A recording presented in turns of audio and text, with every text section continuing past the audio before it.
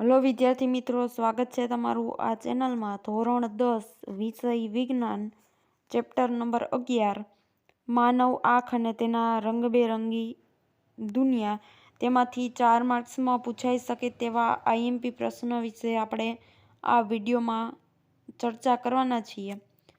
જો તમને વિડીયો પસંદ આવે તો લાઇક, શેર અને ચેનલને સબસ્ક્રાઈબ જરૂર કરજો. ચાલો આઈએમપી પ્રશ્ન વિશે વાત કરીએ.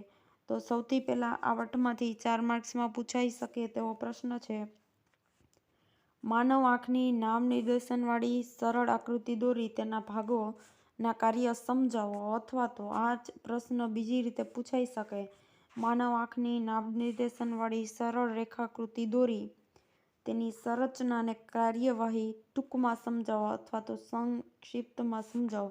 જેમાં તમારે આકૃતિ દોરી અને તેના જે ભાગો છે, પારદર્શક પટલ, કોર્નિયા, ત્યાર પછી કનિનિકા, જેનું બીજું નામ છે આઇરિસ, કીકી, નેત્રમણી અને સિલિયરી સ્નાયુ, તેમજ નેત્રપટલ વિશે ચર્ચા કરવાની રહેશે. બાકીના જે ભાગો છે જેમાં તરલ રસ, કાચ રસ ની પણ તમારે ચર્ચા કરવાની રહેશે. ત્યાર પછીનો આ ચેપ્ટરમાંથી પૂછાઈ શકે તેવો 4 માર્કનો પ્રશ્ન છે. આ પાઠમાંથી પૂછાઈ શકે તેવો આઈએમપી પ્રશ્ન, વિવિધ આંખ માટેની ખામીઓ છે, જેમાંથી ગુરુદ્રષ્ટિની ખામી, લઘુદ્રષ્ટિની ખામી. જેમાં ગુરુદ્રષ્ટિની ખામી અથવા હાઇપરમેટ્રોપિયા એટલે શું, સામાન્ય આંખ અને ગુરુદ્રષ્ટિની ખામી વાળી આંખ માટે નજીકનું બિંદુ શું હોય છે તેના વિશેની ચર્ચા કરો. તેમજ લઘુદ્રષ્ટિની ખામી એટલે શું, આ પ્રશ્ન 4 માર્કમાં પૂછાઈ શકે તેવો આઈએમપી પ્રશ્ન છે.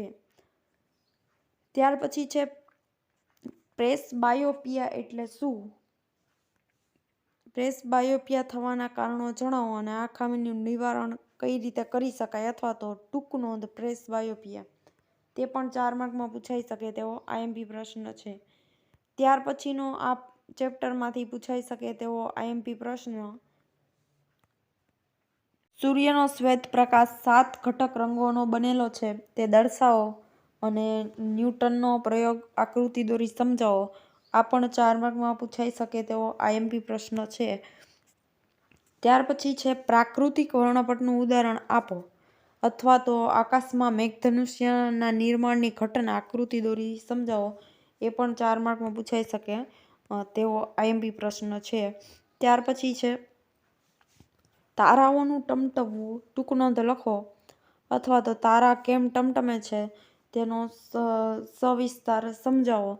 એ પણ 4 માર્કમાં પૂછાઈ શકે તેવો આઈએમપી પ્રશ્ન છે. પછીનો છે વહેલા સૂર્યોદય અને મોડો સૂર્યાસ્ત થવાનું કારણ શું છે. અથવા તો સૂર્યોદય અને સૂર્યાસ્ત અનુક્રમે 2 મિનિટ વહેલો અને 2 મિનિટ મોડો કેમ થતો જણાય છે, સમજાવો. તે પણ 4 માર્કમાં પૂછાઈ શકે તેવો આઈએમપી પ્રશ્ન છે. એના પછીનો પ્રશ્ન તો કે પ્રકાશનું પ્રકીર્ણન કોને કહેવાય અને તે કયા પરિબળો પર આધાર રાખે છે, સમજાવો. અને સ્વચ્છ આકાશનો ભૂરો અથવા બ્લુ રંગ શા માટે જોવા મળે છે, આકૃતિ દોરી સમજાવો. એ પણ 4 માર્કમાં પૂછાઈ શકે તેવો આઈએમપી પ્રશ્ન છે. ત્યાર પછીનું છે કે સૂર્યોદય અને સૂર્યાસ્ત સમયે સૂર્ય લાલ રંગનો શા માટે દેખાય છે, આકૃતિ દોરી સમજાવો. તો એ પણ 4 માર્કમાં પૂછાઈ શકે તેવો આઈએમપી પ્રશ્ન છે. તો આ ચેપ્ટરમાંથી આટલા 4 માર્ક્સમાં આઈએમપી પ્રશ્ન પૂછાઈ શકે છે. જો વિડીયો પસંદ આવે તો લાઇક, શેર અને ચેનલ પર નવા હો તો સબસ્ક્રાઈબ જરૂરથી કરજો. અને કંઈ પણ પ્રશ્ન હોય તો કમેન્ટમાં જરૂરથી જણાવજો. ધન્યવાદ.